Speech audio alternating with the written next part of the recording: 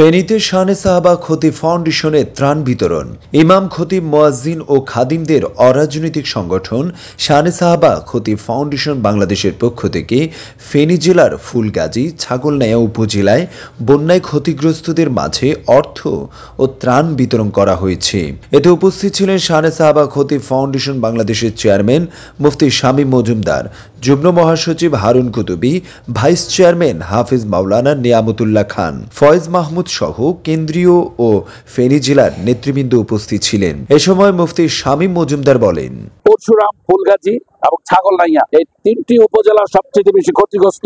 এই উপজেলাগুলো এখন পানি নেমে যাবার পরে আমরা দেখতে পাচ্ছি সেখানে মানুষ মানবেতর জীবনযাপন করছে খাদ্যের অভাবে। খাদ্য নাই। যেসব মানুষ, যেসব স্বেচ্ছাসেবী সংগঠনগুলো এসেছে ঢাকা, চট্টগ্রাম বিভিন্ন এলাকা থেকে, তারা অনেকেই কিন্তু রাস্তার আশপাশে তারা কি করেছে, রাস্তার আশপাশে তারা ত্রাণ বিতরণ করে তারা চলে গেছে। এই ছেলেগুলো যদি স্বেচ্ছাসেবী সংগঠনগুলো যদি খুঁজে খুঁজে যদি দেখতো, তাহলে দেখতো অসংখ্য মানুষ পানিবন্দী হয়ে ঘর থেকে বের হতে পারছে না। এই মানুষগুলোকে কেউ খাবার দেয় না। বিশেষ করে পরশুরাম, ফুলগাজীর বিভিন্ন অজপাড়া গায়ে সেখানে খাবার যাচ্ছে না। জেলা প্রশাসন থেকে আমাদেরকে সকালে বলা হয়েছে, এডিসি মহোদয় বলেছেন যে আমজাদহাট এবং সাতকুচি এলাকাগুলোতে কোনোভাবেই ত্রাণ পৌঁছেনি, সেখানে যেন আমরা যাই। তো আমরা আজকে সেখানে যাচ্ছি। অনেক ব্যক্তিদেরকে আমরা কাঁদতে দেখেছি, যাদের পরিবার এখনো নিখোঁজ, তারা তাদের পরিবারদেরকে পাচ্ছে না।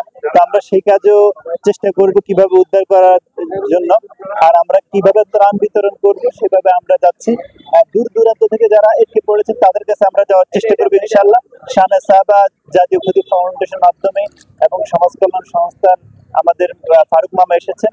আলহামদুলিল্লাহ আমরা আমাদের ত্রাণ কার্যক্রম শেষ করি। আমরা শানে সাহাবা কাউন্সিলর পক্ষ থেকে সোনাইমুড়ি বিশেষ শহীদুল আমিন সমাজ কল্যাণের সহযোগিতা শানে সাহাবা চেয়ারম্যান সহ আমরা এখানে আসছি। ভিতরে আমরা ত্রাণ দেওয়ার চেষ্টা করব, যেখানে মানুষ পায় নাই। দূর দূরান্ত থেকে মানুষ তো রাস্তার পাশে দিয়ে যাচ্ছে, কিন্তু ভিতরে আমাদের চেয়ারম্যান সাহেব ভিতরে পরিদর্শন করে আসছেন, কালকেও দিচ্ছেন, আজকেও আমরা সহ যাচ্ছি ইনশাল্লাহ। আপনারা আমাদের জন্য সকলে দোয়া করবেন।